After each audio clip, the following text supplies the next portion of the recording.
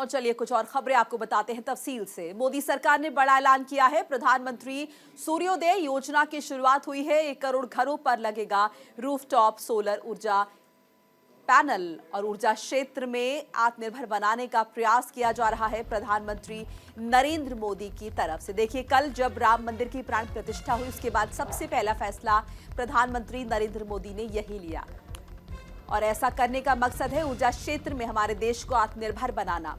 आत्मनिर्भर बनाने की कोशिश की दिशा में एक प्रयास प्रधानमंत्री नरेंद्र मोदी की तरफ से और साथ ही साथ जो मध्यम वर्गीय परिवार है उनको भी इसका फायदा मिलेगा। जो उनका बिजली का बिल है वो काफी कम आएगा क्योंकि सोलर के जरिए वो अपने घर में जो बिजली की आपूर्ति है वो कर पाएंगे और देश को फायदा मिलेगा। ऊर्जा के क्षेत्र में आत्मनिर्भर बनाने की कोशिश की जा रही प्रधानमंत्री नरेंद्र मोदी की तरफ से।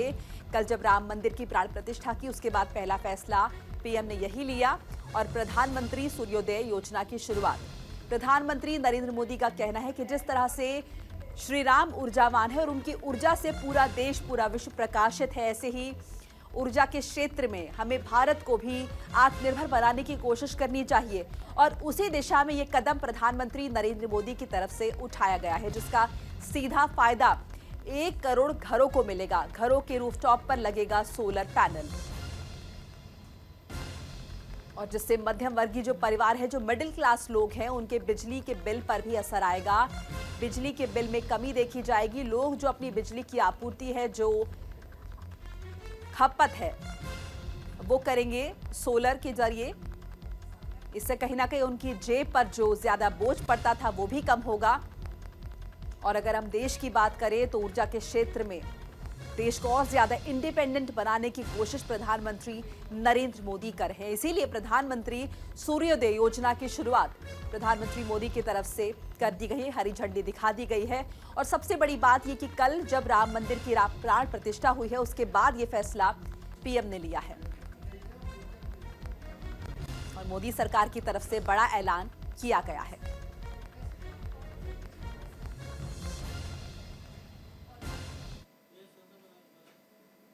और नेताजी सुभाष चंद्र बोस की 127वीं जयंती है आज।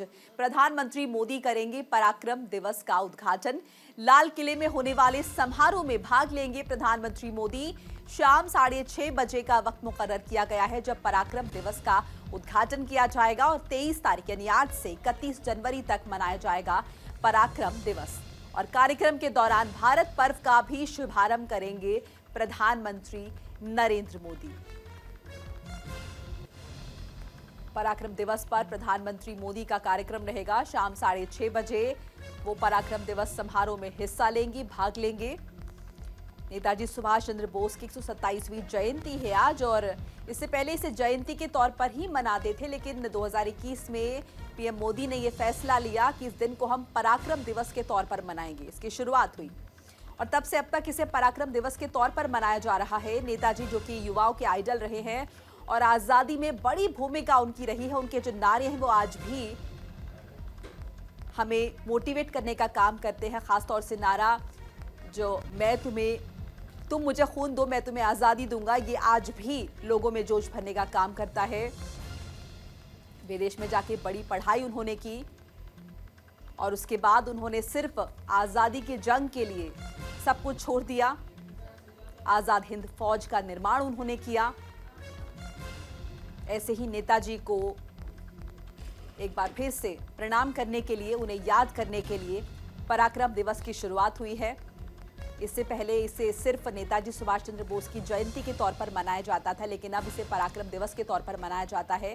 शाम 6:30 बजे उद्घाटन होगा। प्रधानमंत्री नरेंद्र मोदी खुद पहुंचेंगे लाल किले में होने वाले समारोह में और 23 से 31 जनवरी तक ये कार्यक्रम जो है ये चलता रहेगा।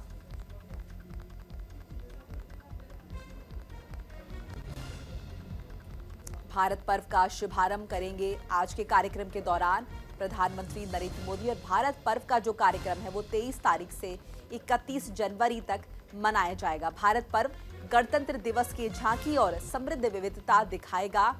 26 मंत्रालयों और विभागों की झांकियां दिखाई जाएंगी। नागरिक केंद्रित पहलों पर प्रकाश भी डाला जाएगा। साथ ही साथ वोकल फॉर लोकल पर्यटक आकर्षण को विशिष्ट रूप से दिखाने की कोशिश की जाएगी। लाल किले के सामने रामलीला मैदान और माधव दास पार्क में आयोजन होगा और आज शाम 6:30 बजे लाल किले पहुंचेंगे प्रधानमंत्री नरेंद्र मोदी और पराक्रम दिवस के दौरान वो भारत पर्व का भी उद्घाटन करेंगे, जो कि 23 तारीख से 31 जनवरी तक चलेगा।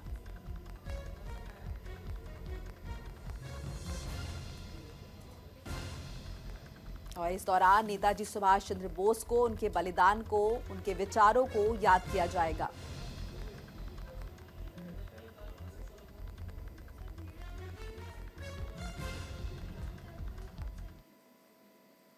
भारत जोड़ो न्याय यात्रा का 10वां दिन है आज। कल यात्रा ने मेघालय से असम में प्रवेश किया था। राहुल गांधी सीमा पर युवाओं से बातचीत करेंगे। दोपहर 1:15 पर एक प्रेस कॉन्फ्रेंस को भी संबोधित करेंगे। राहुल गांधी मणिपुर से यात्रा की शुरुआत हुई थी और महाराष्ट्र के मुंबई में जाकर इसका समापन होगा। यात्रा का मकसद है लोगों से संवाद करना, लोगों के बीच पहुंचकर अपनी बात उन तक पहुंचाना, कांग्रेस का जो मोटिव है, जो विजन है, उसके बारे में लोगों को जानकारी देना। यात्रा की शुरुआत हो चुकी है, आज 10वां दिन है। कल यात्रा ने मेघालय से असम में प्रवेश किया था और आज जो है सीमा पर कुछ युवाओं से बातचीत करेंगे राहुल गांधी। उनका संबोधन होगा। 1:15 बजे प्रेस कॉन्फ्रेंस को संबोधित भी करेंगे। तो राहुल गांधी जहां जहां पहुंच रहे वहां पर लोग उनका स्वागत तो कर ही रहे, लेकिन कुछ कुछ जगह विवादों का सामना भी राहुल गांधी को करना पड़ा। एक जगह रूट उन्होंने चेंज किया उनकी यात्रा ने, जिसके बाद ये मामला पुलिस तक भी पहुंचा। हालांकि राहुल गांधी की इस यात्रा को लेकर कांग्रेस में खासा जोश है और बहुत सारी उम्मीदें भी हैं कांग्रेस पार्टी को आने वाले लोकसभा चुनाव के मद्देनजर। इससे पहले राहुल गांधी की जो यात्रा थी भारत जोड़ो यात्रा, उसका काफी फायदा विधानसभा चुनावों में कांग्रेस पार्टी को मिला था। ऐसे में न्याय यात्रा से भी बेहद उम्मीदें हैं राहुल गांधी को। मणिपुर से इसकी शुरुआत हुई है। मणिपुर, नागालैंड, असम, मेघालय और आज फिर असम में यात्रा जो है ये पहुंच चुकी है। कल एक बार फिर से असम में प्रवेश किया था और आज सीमा पर युवाओं से बातचीत करेंगे राहुल गांधी और उसके बाद उनका एक काफिला चलता रहेगा। मार्च में कहीं जाकर इस यात्रा का समापन होगा और आज राहुल गांधी 1:15 बजे प्रेस कॉन्फ्रेंस को भी संबोधित करेंगे। युवाओं से भी सीमा पर बातचीत करेंगे, उनकी समस्याओं को जानेंगे, क्योंकि कांग्रेस पार्टी का कहना है कि ये किसी भी तरह से चुनावी यात्रा नहीं है।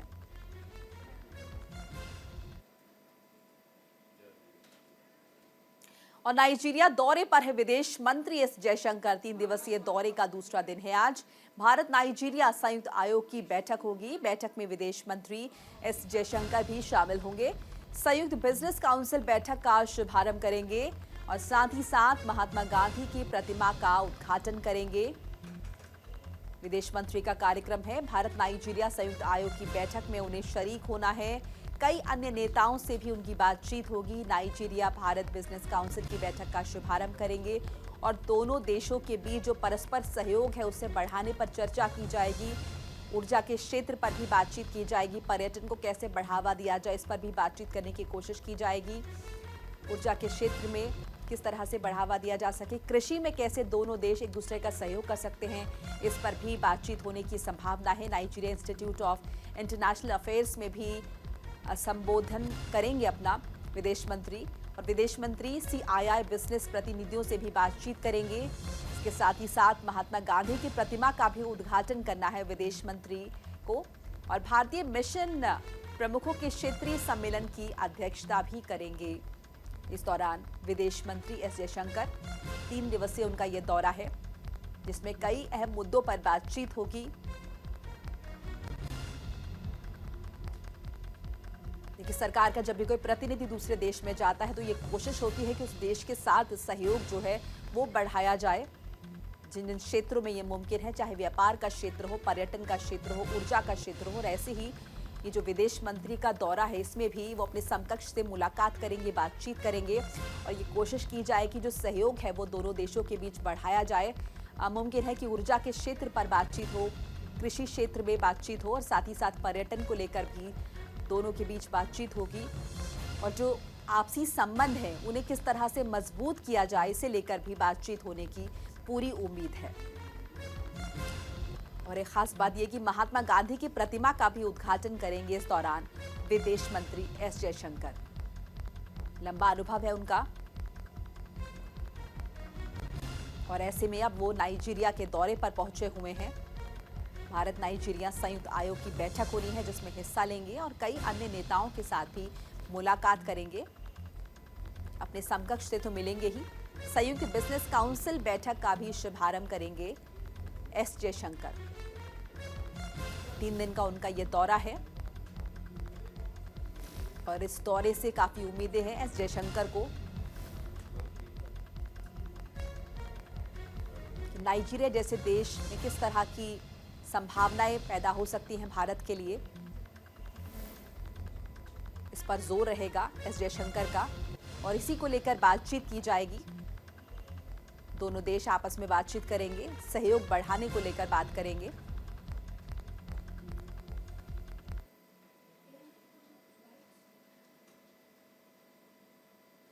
दूसरा राज्य खनिज मंत्री सम्मेलन जो है वो हो रहा है आज। इंटरनेशनल कन्वेंशन सेंटर भोपाल में कार्यक्रम का आयोजन हो रहा है। केंद्रीय मंत्री प्रहलाद जोशी इसकी अध्यक्षता करेंगे। राजस्थान के सीएम मोहन यादव यहां पर मुख्य अतिथि होंगे। 20 राज्यों के खनन मंत्री सम्मेलन में हिस्सा लेंगे। तो 20 राज्यों के मंत्री यहां पर पहुंच रहे हैं और केंद्रीय मंत्री प्रहलाद जोशी इसकी अध्यक्षता करेंगे। राजस्थान के मुख्यमंत्री मोहन यादव यहां पर चीफ गेस्ट रहेंगे। 20 राज्यों के खनन मंत्री सम्मेलन में हिस्सा लेंगे और खनन पर तमाम बातचीत होगी। दूसरा राज्य खनिज मंत्री सम्मेलन है आज, जो कि इंटरनेशनल कन्वेंशन सेंटर भोपाल में आयोजित किया जा रहा है।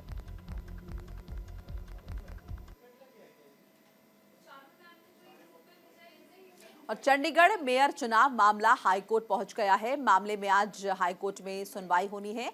गुरुवार को होना था चंडीगढ़ का मेयर का चुनाव, लेकिन ये टल गया। पीठासीन अधिकारी के बीमार होने से यह चुनाव टल गया। चुनाव कराने की मांग को लेकर हाई कोर्ट में याचिका दायर की गई थी। आपको बताएं कि आम आदमी पार्टी और कांग्रेस इस बात से खासे नाराज थे क्योंकि तमाम उम्मीदें इस चुनाव से थी और उनका यह भी कहना था कि भारतीय जनता पार्टी कहीं ना कहीं उनके गठबंधन से डर गई है और इसीलिए साजिशन ये चुनाव जो है टाले गए हैं, जिसके बाद हाईकोर्ट का दरवाजा उन्होंने खटखटाया।